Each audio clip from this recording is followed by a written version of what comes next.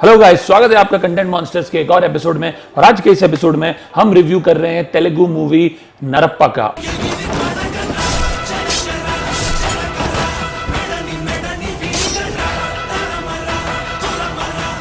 अब नरप्पा जो है वो अडेप्टेशन है धनुष स्टारर असुरन की। असुरन जिसमें कि धनुष और डायरेक्टर वेट्रीमारन साथ में आए थे और बड़ा धमाका किया था। उस साल की one of the biggest hits थी असुरन, और नरप्पा जो है पूरी तरह से उसी की अडेप्टेशन है। अब असुरन की कहानी बड़ी सिंपल थी कि it was a fight between the oppressor and the oppressed. Dhanush जो है एक फार्मर का रोल प्ले कर रहे थे जो कि बिलोंग करते हैं एक लोअर कास्ट को, और किस तरह से अपर कास्ट के अमीर लोग उस लोअर कास्ट के लोगों को दबा के रखते हैं, और किस तरह से धनुष अपने बड़े बेटे को खो देते हैं और अपने बाकी के परिवार के साथ एक शांतिपूर्वक जीवन व्यतीत करना चाहते हैं, लेकिन वो भी नहीं कर पाते, और इवेंचुअली किस तरह से उन्हें वापस भिड़ना पड़ता है इन लोगों से अपने परिवार को बचाने के लिए। नरप्पा जो है हूबहू सीन बाय सीन अडेप्टेशन है असुरन का, और ये बहुत स्मार्ट चीज की है मेकर्स ने। They have been very very sincere in their adaptation, they have been very true to the original, barring a couple of things here and there. एक जो बड़ी चीज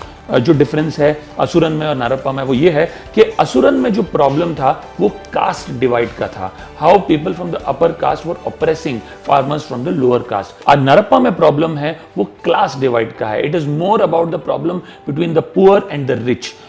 तो ये जो एक चेंज है वो एक बड़ा चेंज है, और ये चेंज से कुछ हद तक एक डेप्थ, एक इंटेंसिटी थोड़ी सी कम हो जाती है स्टोरी की। हालांकि जिसने असुरन नहीं देखी है उसे इन आइसोलेशन नरप्पा जब देखेंगे उतनी ही हार्ड हिटिंग लगेगी, रादर काफी हार्ड हिटिंग लगेगी। और नरप्पा बनाई गई है with in the parameters of the commercial movie making space like Asuran was. ऐसा नहीं है कि असुरन कोई piece of art था, it was a masala film, but it was very hard hitting and it touched upon some very sensitive topics and in that way served as a mirror to the society। और उसी तरह से नरप्पा भी while it has all the commercial tropes, it is quite hard hitting and like I said उन्होंने scene by scene, frame by frame नरप्पा को असुरन से copy किया है, और वो अच्छा भी किया है।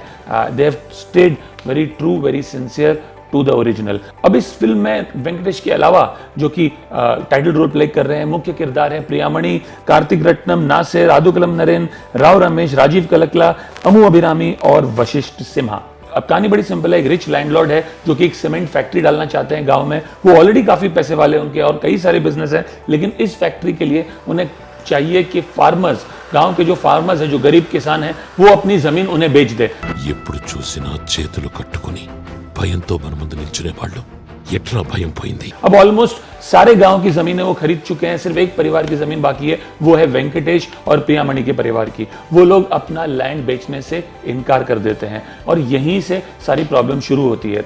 इस वजह से इस टसल के बीच में, दोनों परिवारों के बीच में होता यह है कि वेंकटेश के बड़े बेटे को पुलिस की हिरासत में भेज देते हैं रिच लैंडलॉर्ड। वहां पे उन्हें काफी टॉर्चर किया जाता है और बाहर वेंकटेश से काफी हाथ पैर जुड़वाए जाते हैं, तब जाके उसके बेटे को छोड़ा जाता है। अब वेंकटेश जो है सारे अत्याचारों के बावजूद एक इस तरह के इंसान है जिनको एक गाल पे थप्पड़ मारी जाए तो अपना दूसरा गाल आगे बढ़ा दें। वो क्लियरली कॉन्फ्लिक्ट अवॉइड करना चाहते हैं। वो किसी भी तरह अपने परिवार के साथ एक साधारण और शांत जिंदगी व्यतीत करना चाहते हैं, और यही चीज कई बार टेंशन क्रिएट करती है उनके और उनके बच्चों के बीच में, कभी कभार उनके और उनके वाइफ के बीच में भी। और ये क्यों होता है ये हमें बाद में पता चलता है, क्योंकि वेंकटेश का खुद का एक बहुत वायलेंट पास्ट होता है। वो अपनी पूरी फैमिली को लूज कर चुके होते हैं अपने शॉर्ट टेम्पर की वजह से, और वो यही चाहते हैं कि अब जो उन्होंने एक छोटा सा स्वर्ग बनाया है उसमें कोई आपत्ति ना आए, कोई विपदा ना आए। जब उनके बड़े बेटे को पता चलता है, जिसका रोल कार्तिक रत्नम ने प्ले किया है, कि उसके पिता यानी कि वेंकटेश को पूरे गांव के सामने गिड़गिड़ाया गया है और तब जाके उसे रिलीज किया प्रेजेंट से, तब वो जाके उस रिच लैंडलॉर्ड को कन्फ्रंट करता है, उसे 2-4 थप्पड़ लगाता है और उसे कहता है कि वापस उसके परिवार के साथ ऐसा ना हो। और उसके बाद जो रिच लैंडलॉर्ड है जिसका रोल आदुकलम नरेन ने प्ले किया है, उनको काफ़ी गुस्सा आता है कि एक गरीब किसान के बेटे की इतनी हिम्मत कि वो आके उसे कन्फ्रंट करे। वो उसे खाली देखकर फॉरेस्ट में मार देते हैं जान से, और बहुत ही बेरहमी से मारते हैं। उनका सर धड़ से अलग कर देते हैं और सिर्फ उनका बाकी का शरीर उनके परिवार को मिलता है। यहाँ से कहानी टेक ऑफ होती है, और ये जो घटना होती है वो उनके छोटे बेटे के सामने होती है। वो देखता है अपने भाई की जान जाते हुए। ऑलमोस्ट 1 साल गुजर जाता है, ना पुलिस इनकी मदद करती है, ना कानून इनकी मदद करता है। इनके बेटे के कातलों को कोई सज़ा नहीं मिलती है। 1 साल बाद जो छोटा बेटा है वेंकटेश और प्रियामणि का, वो बदला लेता है उस रिच लैंडलॉर्ड से, वो उसे मार गिराता है और भाग जाता है वहां से। और उसके बाद गेम शुरू होता है कैट एंड माउस का, between the police on one hand and the rich landlord son and brother along with their goons on the other, who are on a wild goose chase of this entire family. अब वेंकटेश, प्रियामणि, उसके 2 बचे हुए बच्चे और उसका साला जो साथ में रहते हैं, वो सब निकल पड़ते हैं जंगल में और वो स्प्लिट हो जाते हैं क्योंकि वो कानून से और गुंडों से बचना चाहते हैं। किसी भी तरह वेंकटेश अपने छोटे बेटे को बचाना चाहता है। पूरे फिल्म में टेरेन भी बहुत इंपॉर्टेंट रोल प्ले करता है। The dense forest, the cliffs, the arid land जिसमें ये लोग भाग रहे हैं, it almost assumes a shape of a character actor in its own, and it's very beautifully shot. In fact, intermission भी एक हाई पॉइंट पे होता है जब वेंकटेश अपने बेटे के साथ इन गुंडों के सामने आते हैं और फिर वो अपना वायलेंट रूप पहली बार फिल्म में दिखाते हैं अपने बेटे को बचाने के लिए। And at this high point is when the intermission happens and you are left wondering कि ये कैसा चेंज आ गया एक फादर में, अचानक से एक अल्कोहलिक शांत फादर इतना अग्रेसिव कैसे हो गया। And that's when you come to know the back story post the intermission. In some senses there is a bit of predictability because आप जानते हैं कि eventually the oppressed will win, and that does happen. But again, I think the film is fairly hard hitting because it stayed true to the original. I think it's done well. As far as the performances go, I think Venkatesh as the aging alcoholic father who somehow wants to save his family, who doesn't want to enter any conflict, he's done a phenomenal job. बहुत ही sincerity से काम किया है उन्होंने.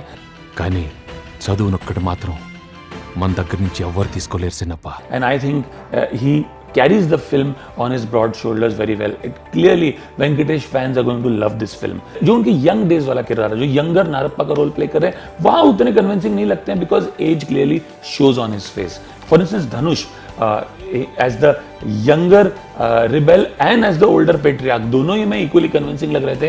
वेंकटेश शायद जो उनके younger scenes है उसमें उतने convincing नहीं लगते. Priyamani again is very good. I think she is on a roll.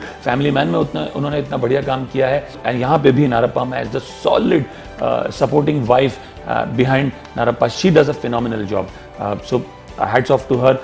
Karthik Ratnam and Rajiv Kanakla as the son and brother-in-law of Narappa again do a very good job. And Rao Ramesh as the lawyer who tries to help Narappa get justice is also apt for the role, and he does a good job. Nasir is dependable as usual. He has a small part in the film, but as always he does a great job. So I think performances wise there is enough intensity in the performances and which will keep you hooked and which carries the film through. In terms of negatives, I would say एक negative है कि थोड़ी सी लंबी हो जाती है, जैसे कि ओरिजिनल भी थी, तो वहाँ पेस जो थोड़ा सा ड्रॉप होता है, थोड़ा इन पार्ट्स ड्रैग्ड लगता है, वो एक इशू है. लाइक आई सेड, जो यंगर नारप्पा है जिसका रोल भी वेंकटेश ने प्ले किया, वो इतना कन्विंसिंग नहीं है. And third, like I said earlier in the review, जो ओरिजिनल में कास्ट डिवाइड था और इसमें क्लास डिवाइड हो गया है, उस वजह से उतनी हार्ड हिटिंग नहीं रहती फिल्म जितनी की ओरिजिनल थी. But apart from that, I think it's definitely a one-time watch. For those people who haven't watched Asuran, some of these small subtle differences like caste and class पता भी न चले, लोगों के ध्यान में भी नहीं आएगा. They will find the film entertaining on its own. I would give this film a rating of 6.5 out of 10. I would clearly recommend watching this film. Good hard-hitting drama, firmly entrenched in the commercial cinema space, and the music also only adds to the film. It's not a break to the narrative. Do give it a look. It's available on Amazon Prime Video. If you have any views on what you think about Narappa, please do share with us in the comment section below. If you like our video, please do subscribe to our channel for more such videos. Please do keep coming back. Thank you. We'll see you soon.